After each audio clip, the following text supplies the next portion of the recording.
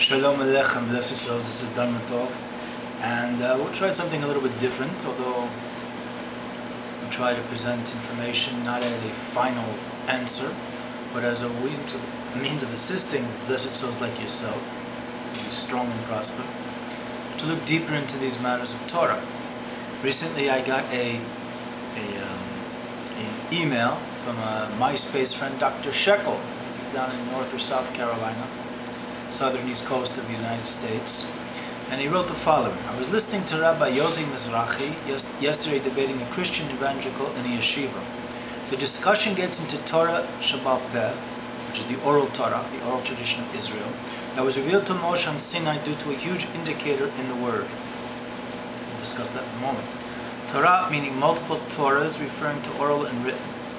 As the discussion furthers, Rabbi claims that even Abraham followed the oral Torah in the verse claiming that God, the Almighty, loved Abraham because he followed Torah and all the laws. And even so, Noach had revelation of Torah, or in his words, both written and oral Torah. So Dr. Shekel makes a statement, I thought Torah Sababa Peh was only revealed in Mount Sinai.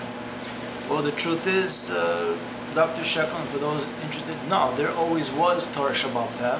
The proof is that the giving of the Torah was given 2,448 years into this blessed creation. Moshe, the mighty Levite at Mount Sinai, with 600,000 Israelites, males, age 20 and above, and I think about 2.4 million other Israelites, former men or boys, males under the age of 20, women, and of course females, either over the age of 20 or under the age of 20, newborns as well. Also, we see that Noah was commanded 7 commandments, although we don't see it clearly in the sense that we see the 613 mitzvahs delineated in such a book as, say, like the Hilchos Yisodei Torah, the Laws of the Foundation of Torah by Rambam, which is published by Mosnaim publications here in Brooklyn, New York. There were, in fact, the 7 Noahide commandments, and I started a series responding to a video making an inquiry about the 7 Noahide commandments by Torah Revival in YouTube. So eventually, hopefully we'll continue the series talking about oral tradition in relation to written tradition. We'll cross-reference and recommend to you blessed souls to go over to Torah Revival and the videos I'm making in response to his video on the 7 Noahide commandments, which you can see on my profile page in MySpace. So let me start this discussion in brief with an allegory. Up here in the north, as we get to by the Canadian border, we have the Niagara Falls. Now the Niagara Falls has been flowing and gushing and flowing with blessings of water. I've been there, it's a beautiful sight. It's one of the wonders of this creation the Almighty has given us. But it was only until, I don't know the exact history, just 40, 50, 35 years, 50 years, that hydroelectric power has been used to tap into the power of the surge of the water crashing down, cascading down the waterfalls in Niagara Falls. Now, originally when Niagara Falls was created, before probably I would assume before the creation of man, no one knew about its potential to provide energy. For I understand it just doesn't provide energy for New York State, but it provides energy for Canada and many states in America.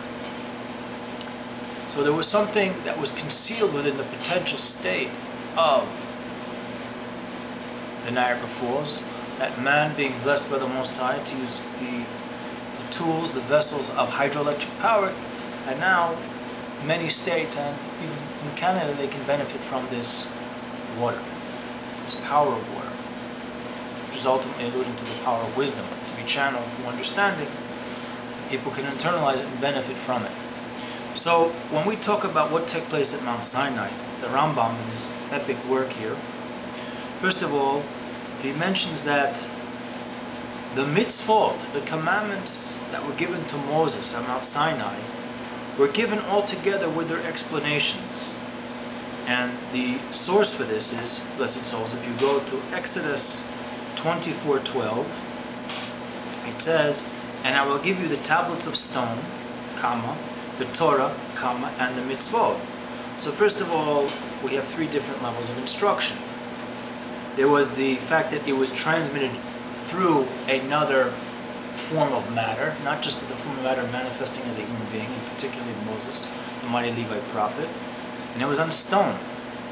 Stone, blessed souls, alludes to intellect, meaning Torah is to be transmitted to the human intellect to the greatest capacity each person possesses, he or she, according to what they've been anointed and blessed with and what they've been raised with in an environmental situation.